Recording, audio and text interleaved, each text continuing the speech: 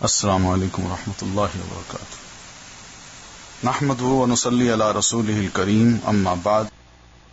اللهم صل على محمد وعلى آل محمد كما صليت على ابراهيم وعلى آل ابراهيم انك حميد مجيد.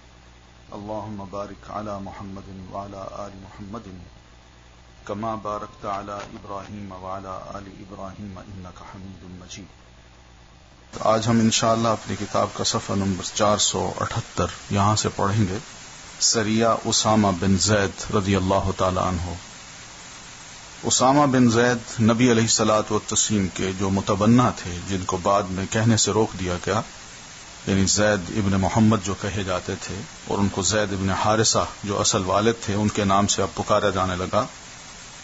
تو یہ زید کے بیٹے ہیں حضرت اسامہ، اور اسامہ کی والدہ ہیں ام ایمن. تو یہ اسامہ نبی علیہ الصلوۃ والتسلیم کو بہت ہی محبوب تھے. آپ جس طرح حسن اور حسین سے محبت کیا کرتے، اسی طرح آپ صلی اللہ علیہ وسلم اسامہ سے بھی بہت محبت کیا کرتے تھے. ایک مرتبہ تو آپ نے اسامہ کو بچپن میں ہی یہ لفظ فرمائے، اسامہ تو ایک لڑکی ہوتا، میں تجھے بڑا کرتا، اچھی تعلیم و تربیت دیتا، تمہیں دلہن بناتا اور تمہیں رخصت کر دیتا. رسول اللہ صلی اللہ علیہ وسلم نے واپس آ کر مدینے میں قیام فرمایا، اور 23 سال پہلے آپ نے جو دعوت شروع کی تھی اس کی کامیابی اور اللہ کے دین میں فوج در فوج لوگوں کے داخلے کا جو منظر آپ کے رب نے آپ کو دکھایا، یعنی فتح مکہ کے موقع پر یا حجۃ الوداع کے موقع پر، تو اس پر اس کی حمد و تسبیح کرتے رہے مسلسل، کیونکہ وہ صورت بھی اتری تھی فسبح بحمد ربک واستغفرہ انہ کان توابا. تو آپ صبح و شام اللہ تعالی کی حمد و تسبیح میں لگ گئے. اس دوران بعض وفود کا استقبال بھی کیا، کچھ لوگ آئے مسلمان ہو کر، تو آپ ان کا استقبال بھی کرتے رہے.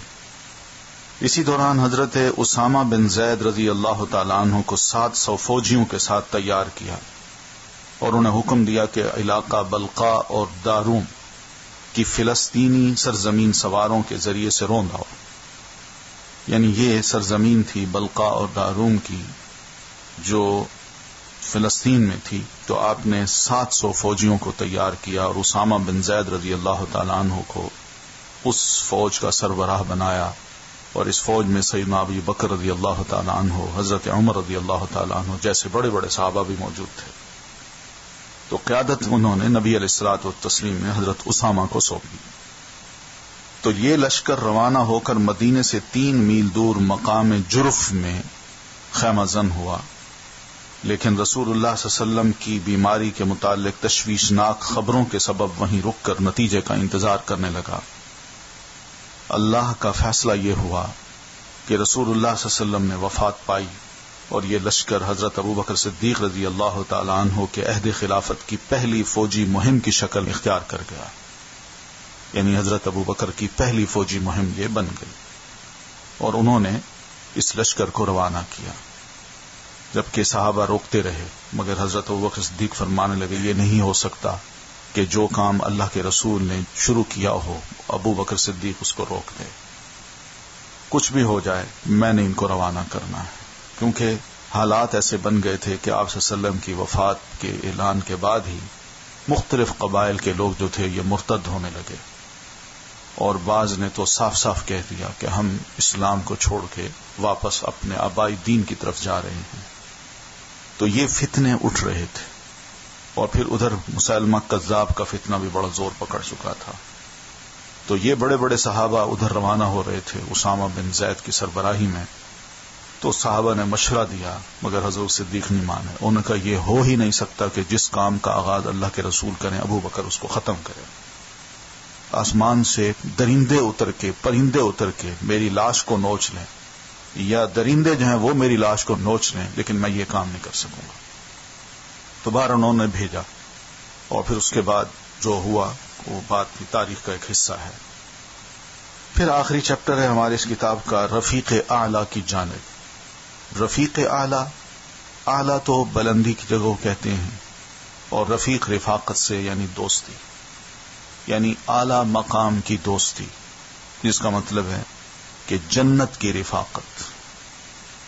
تو اس کی جانب وہاں بہت کچھ تھا، اس میں اللہ کا تقرب بھی تھا، قرب بھی تھا، یعنی وہاں پہ، اور پھر اس کے ساتھ ساتھ انعامات بھی تھے، اکرام بھی تھا، آرام بھی تھا، سکون بھی تھا۔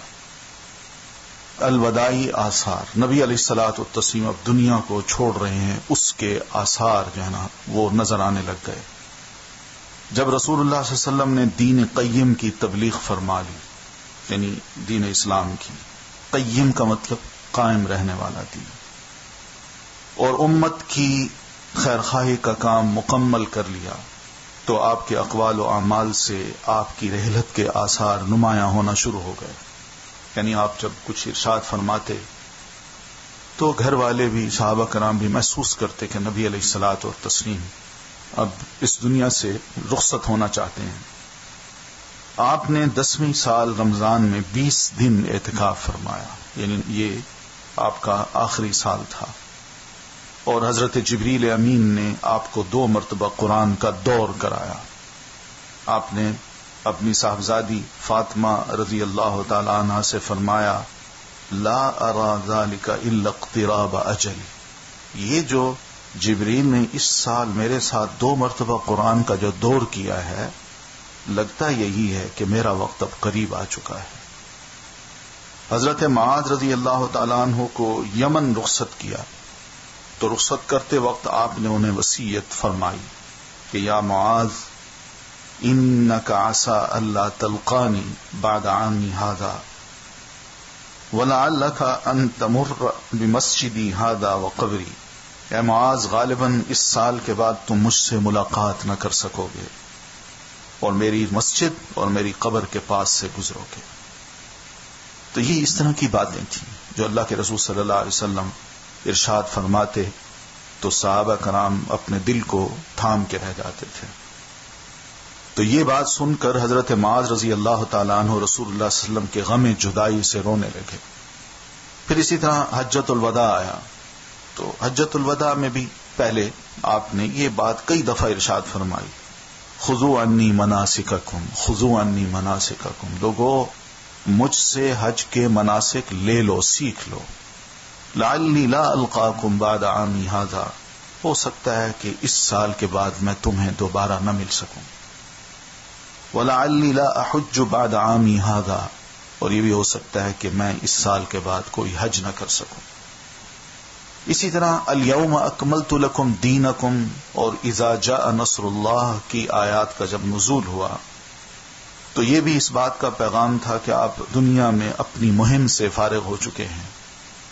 اسی وجہ سے اس حج کا نام حجۃ الوداع رکھ دیا گیا، کیونکہ آپ نے اپنے رب سبحانہ و تعالی کی طرف منتقل ہونے کے لیے لوگوں کو الوداع کہا۔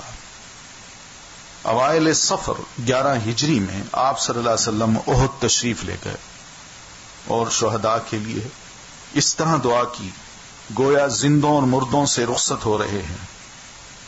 پھر واپس آ کر ممبر پر فروکش ہوئے، ممبر پہ بیٹھے، تمام صحابہ بیٹھے ہیں، اور فرمایا انا فرط لکم وانا شہید علیکم، میں تمہارا پیش رو ہوں اور تم پر گواہ ہوں۔ اب یہ جملہ تھا، صحابہ سمجھ گئے، پیش رو کا مطلب بھئی میں تم سے پہلے اب اس دنیا کو چھوڑ رہا ہوں، آگے پہنچ رہا ہوں، اور میں گواہ ہوں تم پر کہ تم سب نے مجھے مانا، میری تعلیمات کو تسلیم کیا، تم میرے صحابہ کہلائے، اور اسلام کے لیے تم نے بہت کچھ قربانیاں دی۔ وَإِنِّي وَاللَّهِ لَأَنظُرُ إِلَى حَوْضِي الْآنِ، بخدا میں تو اس وقت اپنا حوض بھی دیکھ رہا ہوں۔ وَإِنِّي أُعْطِيتُ مَفَاتِيحَ خَزَائِنِ الْأَرْضِ، مجھے زمین کے خزانوں کی کنجیاں بھی دے دی گئی ہیں، یعنی زمین کے اندر جو خزانے چھپے ہیں اس کی کنجیاں بھی مجھے دے دی گئی ہیں۔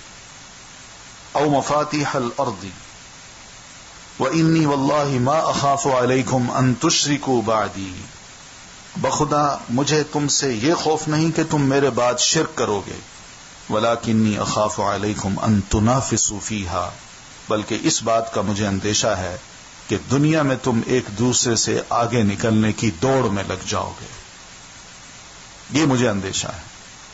تو آپ نے صحابہ کرام کو یہ ہلکی سی نصیحت کی۔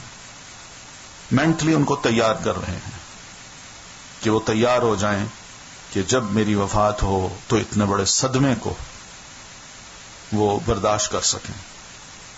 ماہ سفر کے آخر میں آپ رات کے وقت بقیع غرقد تشریف لے گئے. یہ بقیع نام کا جو قبرستان ہے مسجد کے قریب ہی، اور اہل بقیع کے لیے دعائے مغفرت فرمائی، اور انہیں فرمایا انا بکم لاحقون، ہم بھی تم سے آ ملنے والے ہیں.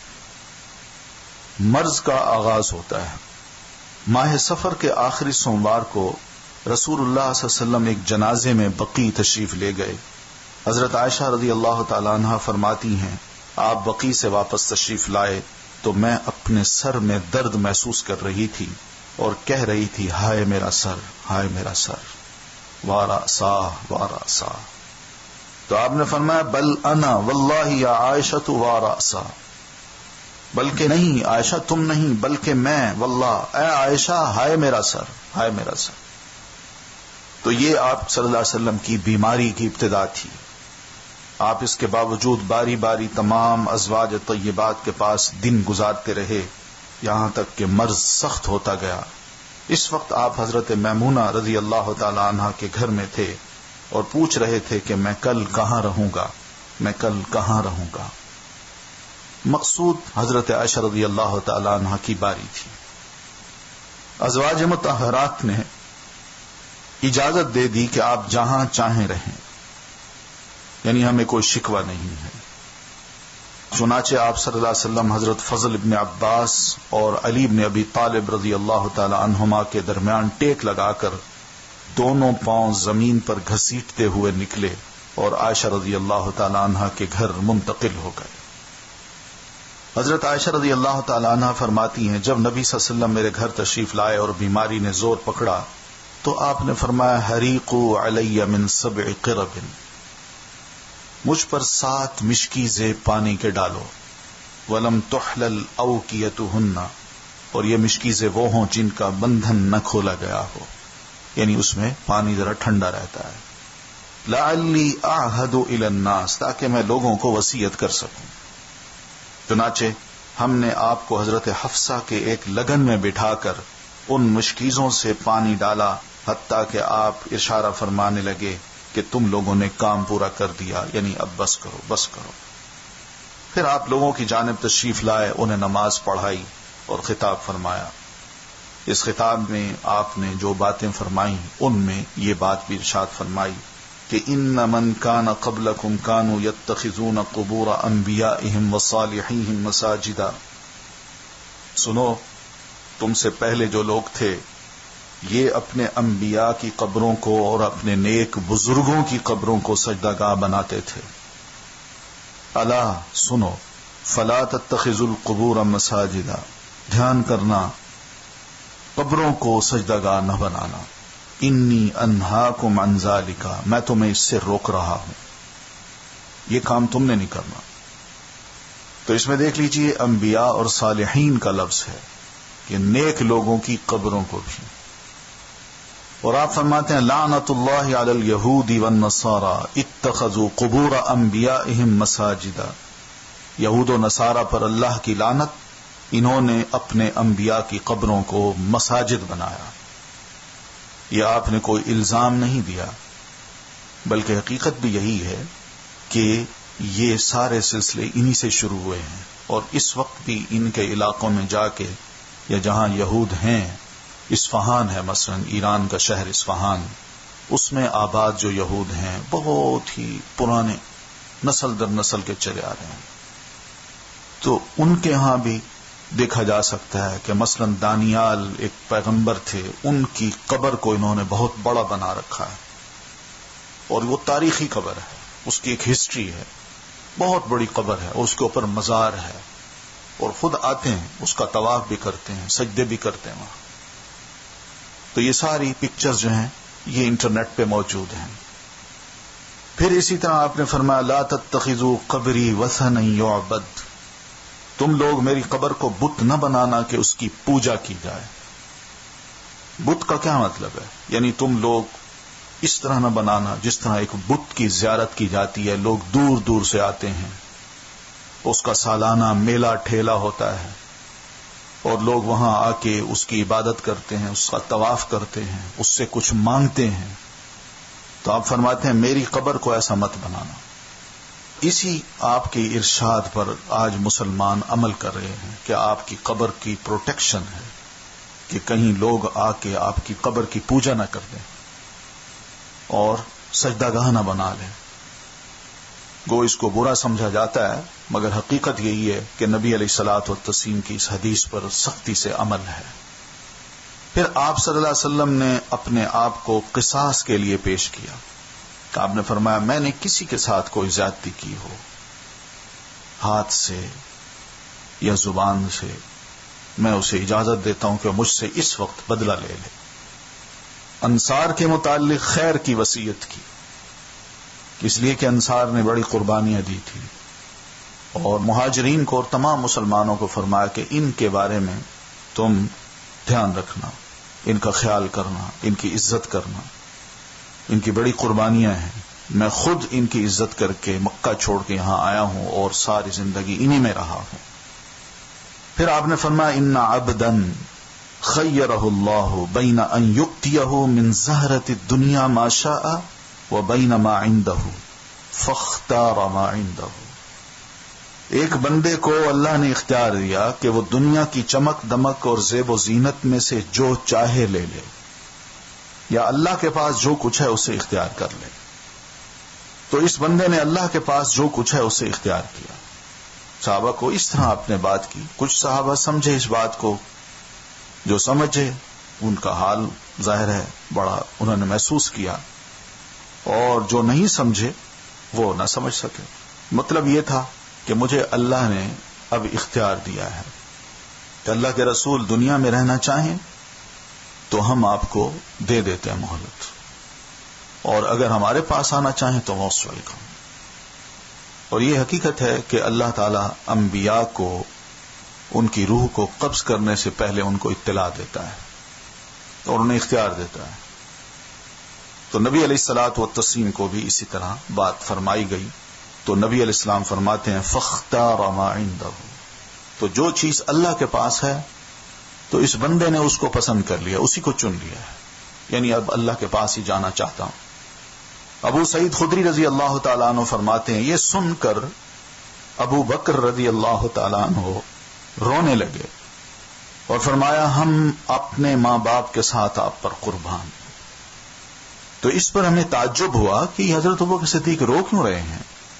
لوگوں نے کہا اس بڈھے کو دیکھو، یعنی حضرت ابوبکر صدیق کو، عجوز کا لفظ کہا یا شیخ کا، رسول اللہ صلی اللہ علیہ وسلم تو ایک بندے کے بارے میں یہ بات فرما رہے ہیں کہ اللہ نے اسے اختیار دیا کہ دنیا کی چمک دمک اور زیب و زینت میں سے جو چاہے اسے اللہ دے دے، یا وہ اللہ کے پاس جو کچھ اختیار ہے اسے اختیار کر لے، اور یہ بڈھا کہہ رہا ہے کہ ہم اپنے ماں باپ کے ساتھ آپ پر قربان۔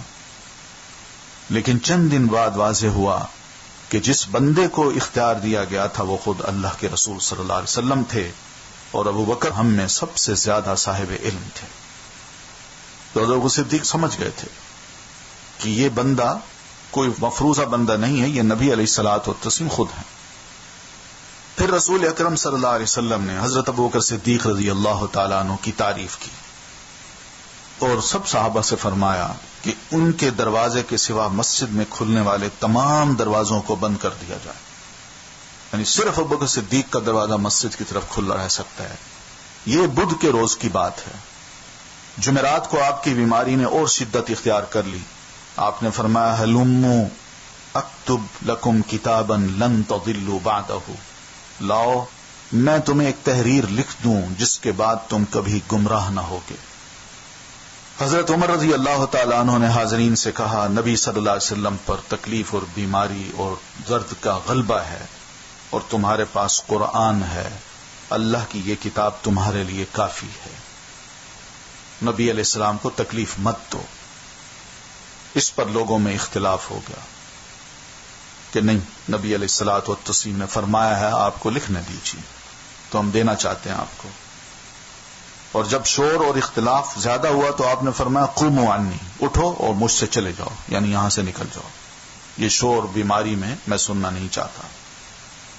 اب اس پر بھی ہم لوگوں نے بہت سا اختلاف شروع کر دیا کہ نبی علیہ الصلوۃ والتسلیم کچھ لکھنا چاہتے تھے، حضرت عمر نے روک دیا، اور لکھنا کیا چاہتے تھے اب یہ ہماری اپنی اپنی بات ہے. ایک کہتا ہے آپ یہ لکھنا چاہتے تھے کہ میرے بعد حضرت علی خلیفہ ہوں گے، اور دوسرا کہتا ہے نہیں.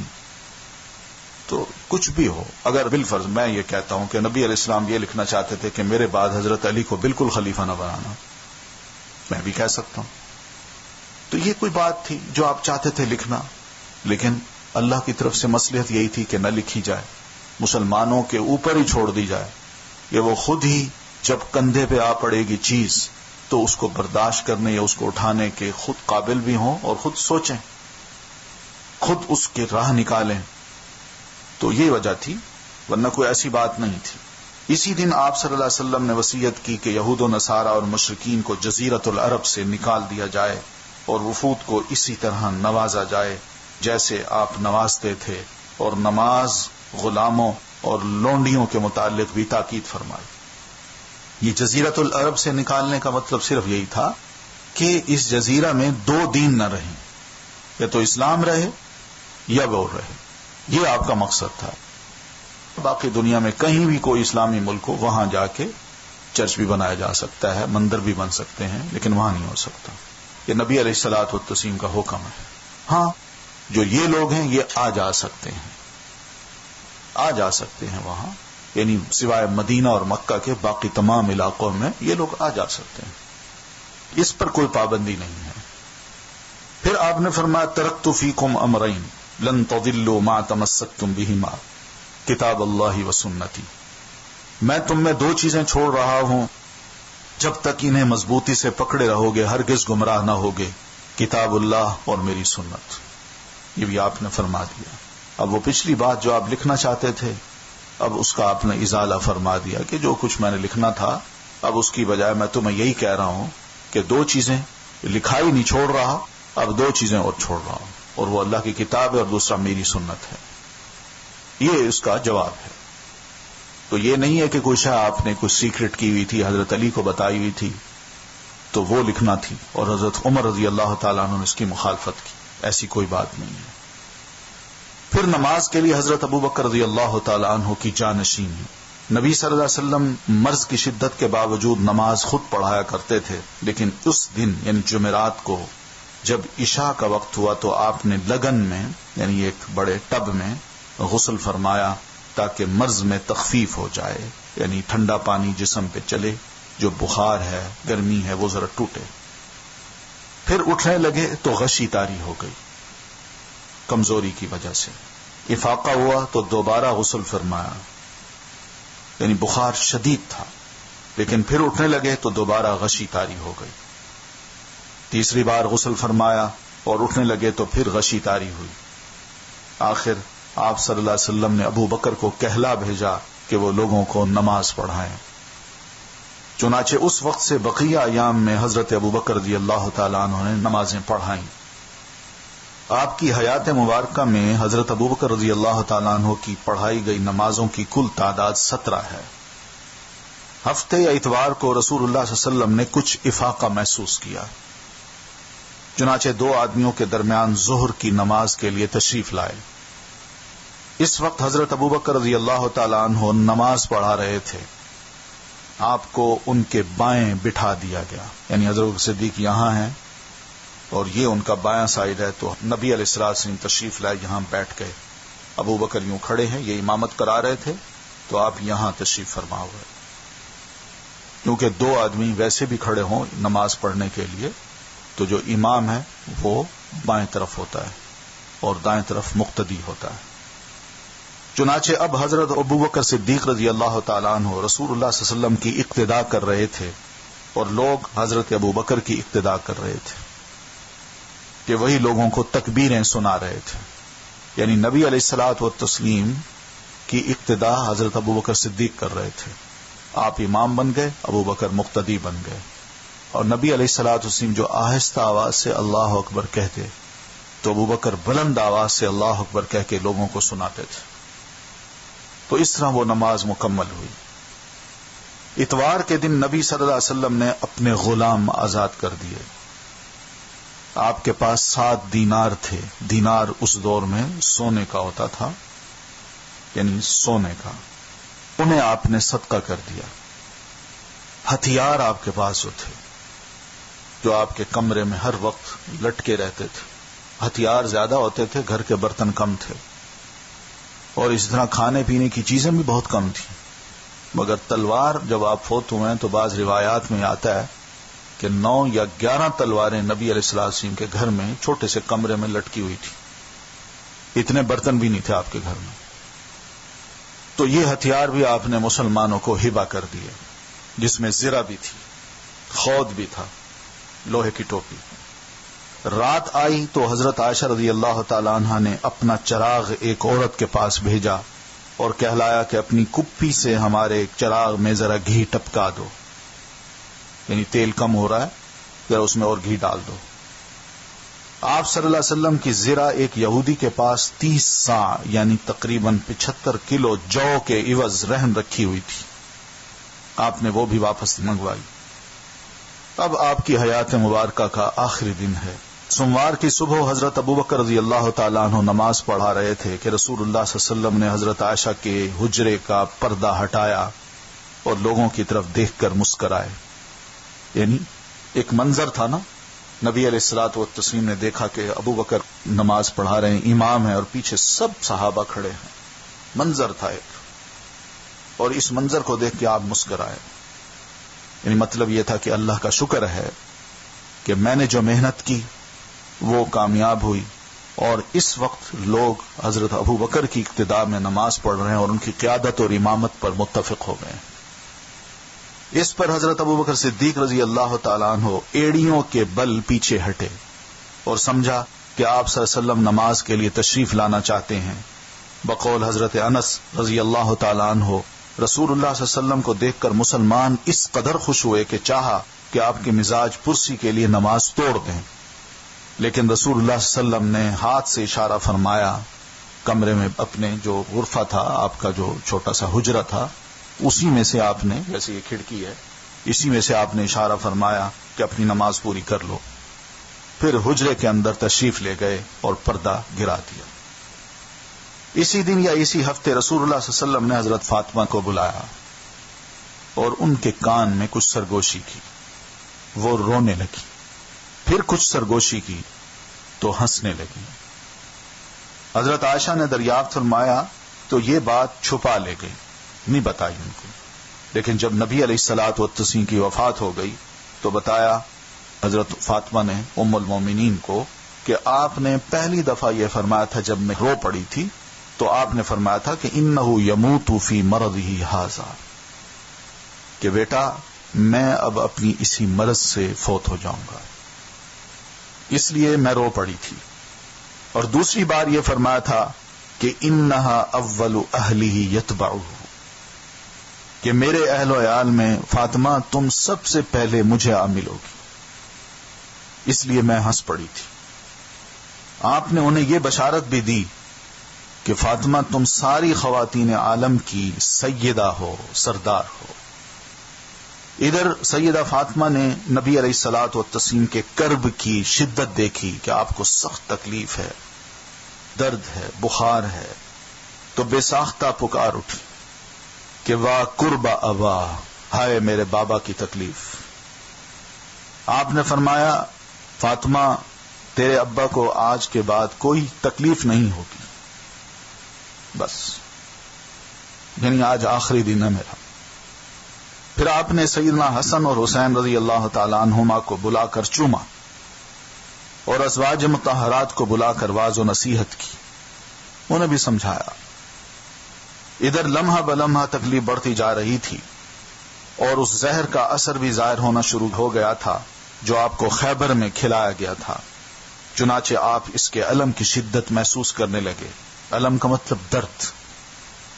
آپ نے چہرے پر ایک چادر ڈال رکھی تھی، جب سانس پھولنے لگتا تو چہرے سے ہٹا دیتے. اسی حالت میں آپ نے فرمایا لعنت اللہ علی الیہود والنصارى اتخذوا قبور انبیائہم مساجدا، کہ اللہ کی لعنت ہو یہودیوں اور عیسائیوں پر، انہوں نے اپنے انبیاء کی قبروں کو مساجد بنا دیا. مقصود ان کے جیسے کام سے روکنا تھا.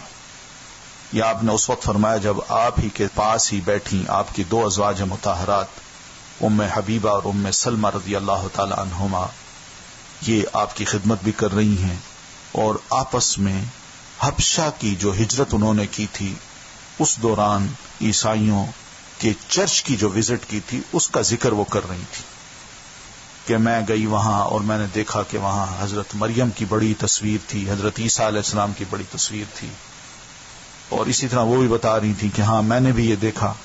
تو جو ہی آپ نے یہ بات سنی تو اس موقع پہ آپ نے یہ فرمایا.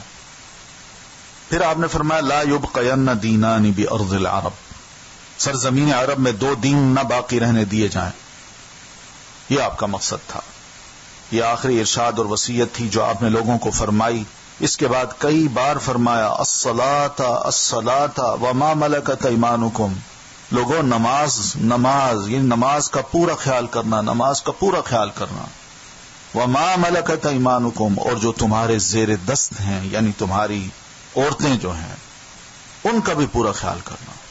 اور یہ بڑا کمپریہنسو جملہ ہے جس میں اس دور میں جو لونڈی اور غلام ہوتے تھے وہ بھی زیر دست ہوتے تھے، اور اسی طرح عورتیں بھی جو بیویاں لوگوں کی تھیں ان کے بارے میں. پھر نزع کی حالت شروع ہو گئی. نزع کا مطلب یعنی روح کا اب جسم سے نکلنے کا وقت. روح جب اکھڑتی ہے اپنے مقام سے اور نکلنا چاہتی ہے تو اس وقت انسان کی سانس جو ہے وہ رکتی ہے، ٹوٹتی ہے، پھر چلتی ہے. تو یہ بڑی تکلیف دہ صورتحال ہوتی ہے. تو نزع کی حالت نبی علیہ الصلوۃ والتسلیم کی شروع ہو گئی، اور ہر انسان کو آنی ہے یہ حالت، کوئی بچے گا نہیں. حضرت عائشہ رضی اللہ تعالی عنہا نے آپ کو اپنے سینے اور گلے کے درمیان سہارا دے کر ٹیک لگایا، یعنی بالکل یہاں اپنی جھولی میں نبی علیہ السلام کا سر رکھا اور اس طرح آپ کو ٹیک دیا. اسی دوران میں ان کے بھائی عبد الرحمن بن ابی بکر رضی اللہ تعالی عنہما بھی تشریف لائے. وہ بہن کو ملنے آئے یا حال پوچھنے آئے نبی علیہ السلام کا. تو ان کے پاس کھجور کی تازہ شاخ کی مسواک تھی. تو نبی علیہ الصلوۃ والتسلیم مسواک کی طرف دیکھنے لگے. حضرت عائشہ سمجھ گئیں کہ آپ مسواک چاہتے ہیں تو پوچھا، تو آپ نے سر سے اشارہ کیا کہ جی ہاں. چنانچہ انہوں نے وہی مسواک عبد الرحمن کی لے کر خود اس کو دھویا، صاف کیا، چبائی اور نرم کی. پھر آپ نے اسے لے کر نہایت اچھی طرح مسواک کی. یعنی اس حالت میں بھی نبی علیہ السلام نے لیا، اس کو اب نرم ہو چکی تھی. آپ نے بڑے اچھے طریقے سے اس حالت میں آپ نے مسواک کی. آپ کے سامنے کٹورے میں پانی تھا. آپ پانی میں دونوں ہاتھ ڈال کر چہرہ پونچھتے جاتے اور فرماتے جاتے، یعنی یوں دونوں ہاتھ یوں ڈالتے یا اوپر یوں رکھ کے نا اپنے چہرے پہ پانی ڈالتے جاتے اور فرماتے جاتے لا الہ الا اللہ ان للموت سکرات، اللہ کے سوا واقعی کوئی معبود نہیں، موت کے وقت کی سختیاں ہیں، سختیاں ہیں، یعنی شدت محسوس میں کر رہا ہوں. جیسا وجاءت سکرۃ الموت بالحق ذلک ما کنت منہ تحید. تو یہ موت کی جو سکرات ہیں یعنی موت کی جو سختیاں ہیں یہ آتی ہیں. پھر آپ نے دونوں ہاتھ یا انگلی اٹھائی، یعنی تو دونوں ہاتھ اٹھائے یا آپ نے انگلی اٹھائی، نگاہ چھت کی طرف بلند کی اور دونوں ہونٹوں پر کچھ حرکت ہوئی. آپ کے دونوں ہونٹ ہلے. حضرت عائشہ نے کان لگایا تو آپ فرما رہے تھے مع الذین انعم اللہ علیہم من النبیین والصدیقین والشہداء والصالحین اللہم اغفر لی وارحمنی والحقنی بالرفیق الاعلی اللہم الرفیق الاعلی. ان انبیاء، صدیقین، شہداء اور صالحین کے ساتھ جنہیں تو نے انعام سے نوازا. یا اللہ مجھے بخش دے، مجھ پر رحم فرما اور مجھے رفیق اعلی میں پہنچا دے.